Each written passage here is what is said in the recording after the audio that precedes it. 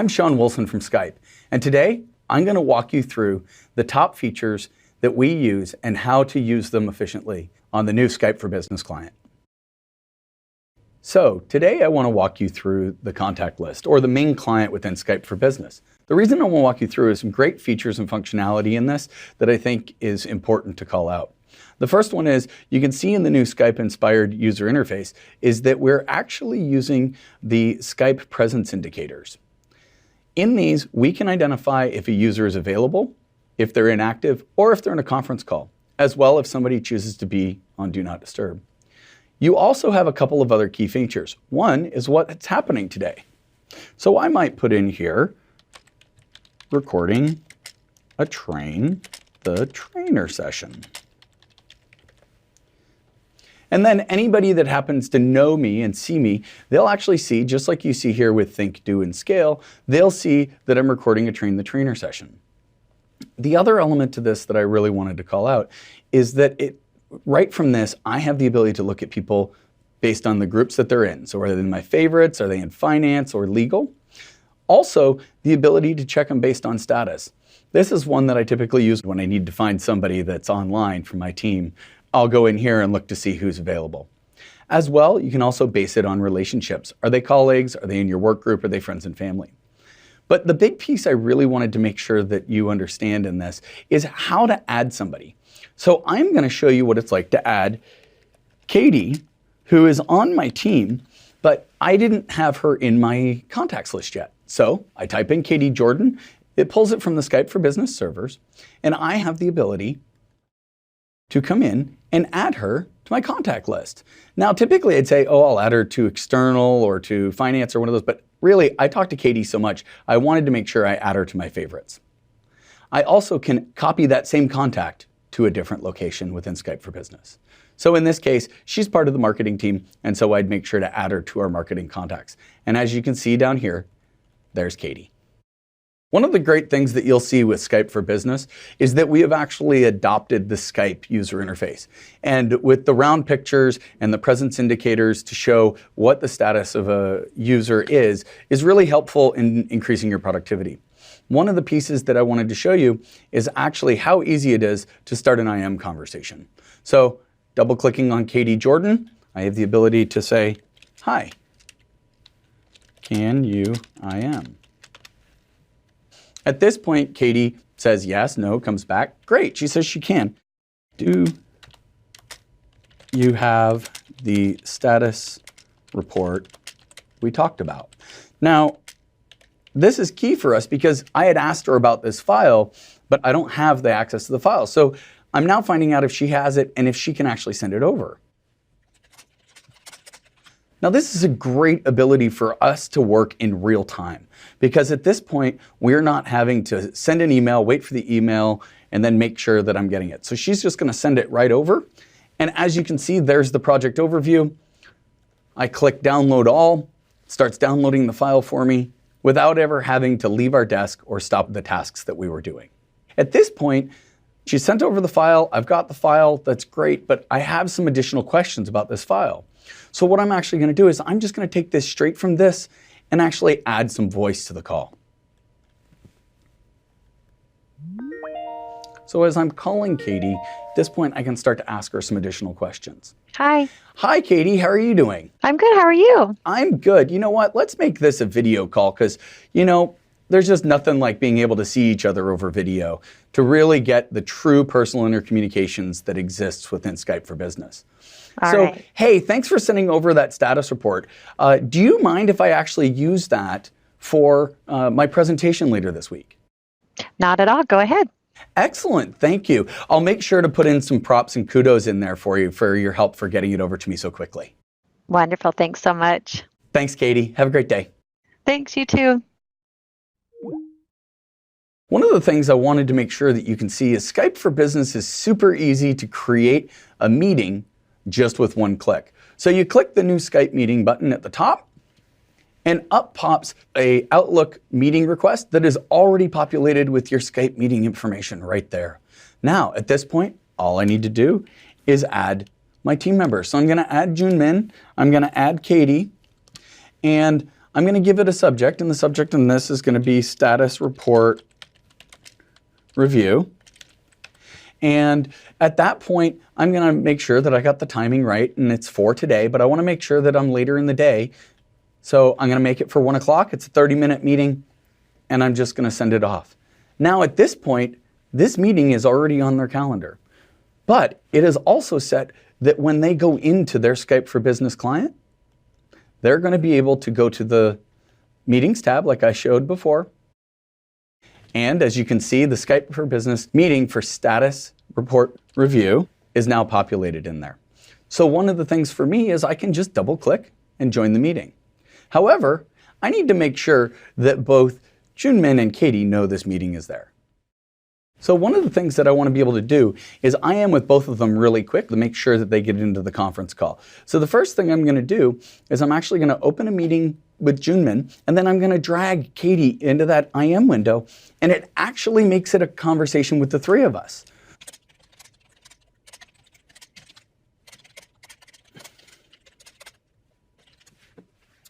At this point, they're both getting IMs, and we're having a three-way conversation in instant message.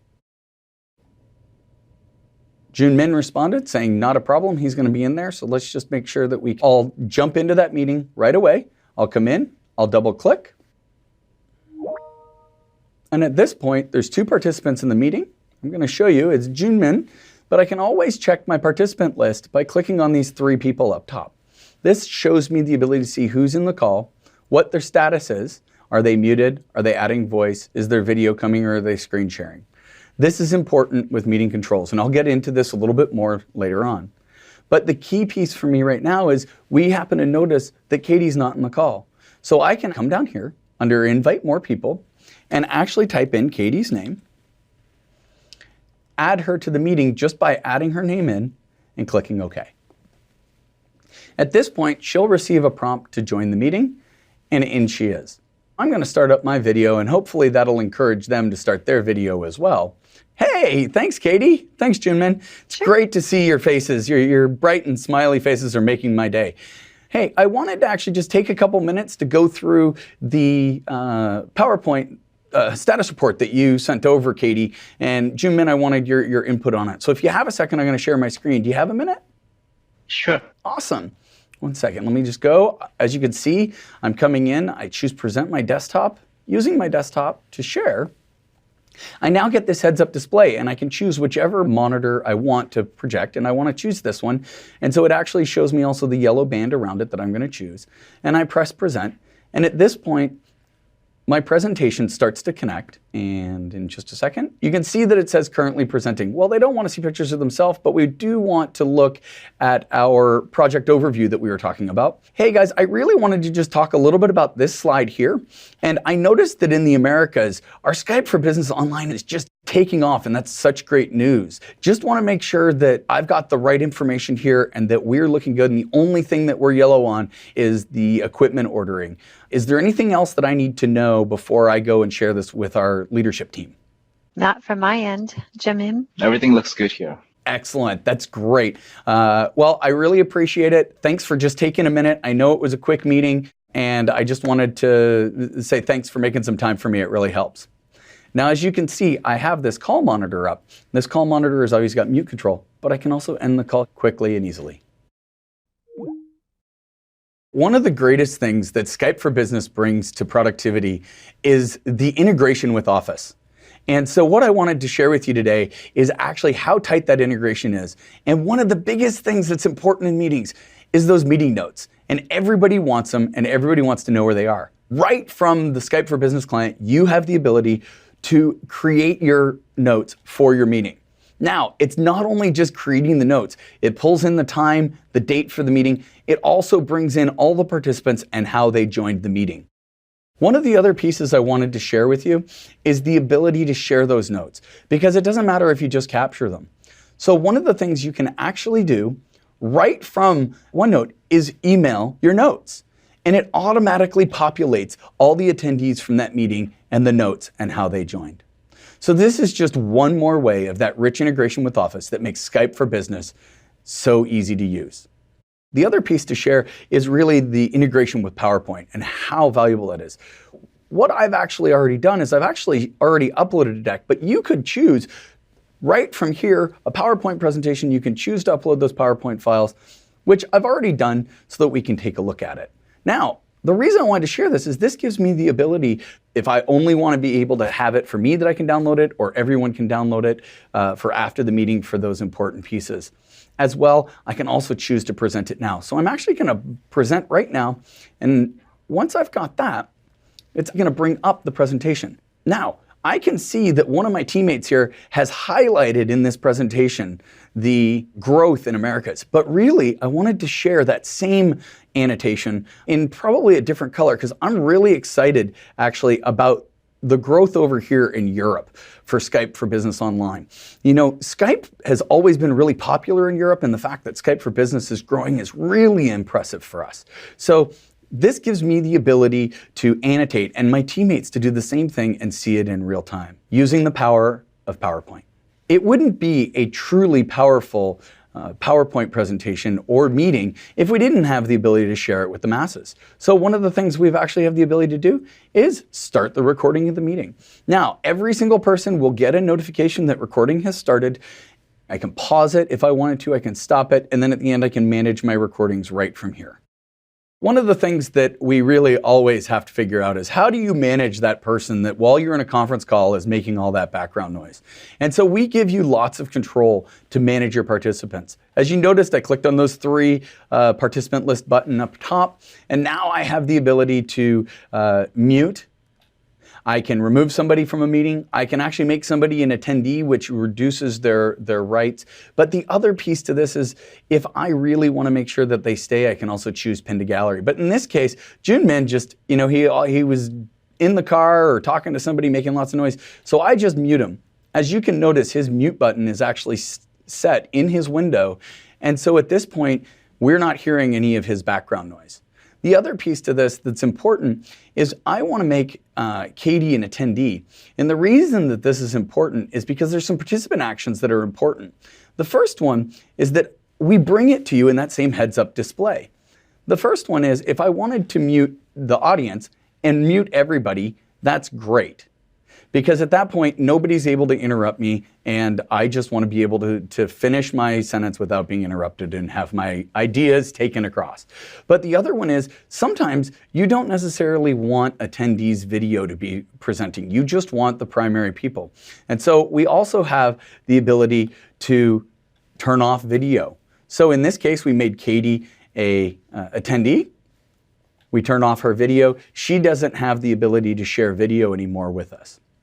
Now, the big one that's really probably one of the most important that we always see is you're sitting in a meeting and you're like, I need to get more people invited to this meeting. I can actually invite right from here, click invite by email. It opens up my Outlook client and I can send an email to a colleague that needs to join this meeting.